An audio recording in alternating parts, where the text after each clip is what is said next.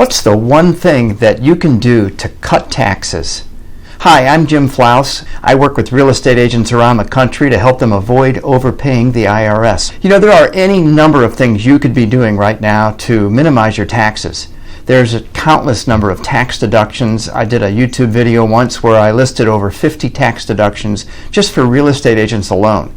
There's tax credits that you can take, various tax strategies that you can employ, legal loopholes that you could take advantage of. So there's any number of ways that you can reduce your tax. But you know, it doesn't matter how many deductions or how many credits you know about if you don't do this one thing. Because at the end of the day, it doesn't matter how good your CPA is with a stack of receipts on April 15th.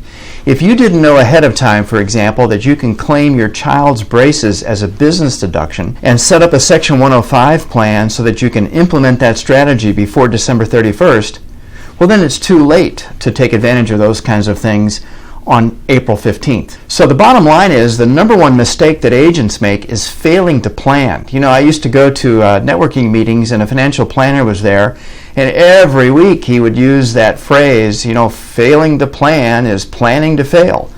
And, you know, it was so cliche. The fact of the matter is it's true. If you don't do planning, you're not going to get very far when it comes to reducing your taxes. You can take one of two approaches. You can treat your taxes and your accounting like it's a once-a-year event. You know, wait till sometime in February when it's a cold day and there's no buyers, add up all your receipts, you're going to go scrounging and looking through all of your bank statements, then you're going to run down to your accountant's office and you're going to drop all that on their desk, and you're just going to hope that they're going to be able to pull it all together. Then they're going to take last year's tax numbers, they're going to put them on last year's tax form, and then they're going to call you with the bottom line. Doesn't sound like a good plan, does it? It's what I call reactive tax preparation, or if you will, it's recording history. I'd much prefer a proactive process. What's proactive? Well, proactive would mean looking in advance and then taking whatever steps you need to take so that you can avoid any trouble up ahead.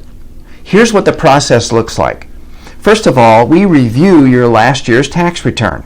We're going to look for missed opportunities. We're going to look for mistakes that may have taken place. Just see where is it that you may have overpaid on your tax bill. Then number two, we're going to project what is your tax liability going to look like this year. And that's the starting point. Now that we know what your tax liability is, what steps can we take? Can we maximize your auto deduction? Can we maximize health deductions through a Section 105 plan like I alluded to earlier? Can we help you to defer some of your taxes by putting money aside into a retirement type account, a SEP plan, a solo 401k, or so on? Can we maximize your office and home expense? There's plenty of things that we can do, but we'll write out a plan, and then you'll know what to do, when to do it, and how to do it.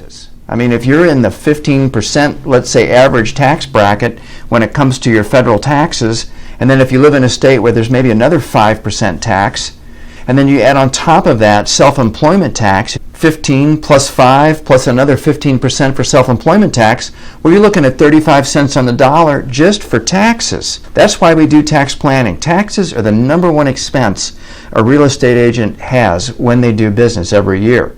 So, what's the one thing that you can do? Well, you can do it right now. It's November. You can make a call to someone that you know and trust who's an accountant or a tax preparer, and you can say, hey, I want to have some help just getting a projection on what my taxes are going to be in April, and then what can I do between now and the time that the ball drops in Times Square? What can I do? What moves can I make? What proactive strategies can I employ? What tax advice would you give me so that I can reduce Uncle Sam's tax bite? You'll save thousands of dollars in taxes. Generally, we'll save someone at least $5,000. So, the number one mistake, failing to plan. I'm Jim Flouse. For more information, you can go to realestatetaxcoach.com or look at my other YouTube videos. I hope this was helpful for you. We'll see you next time.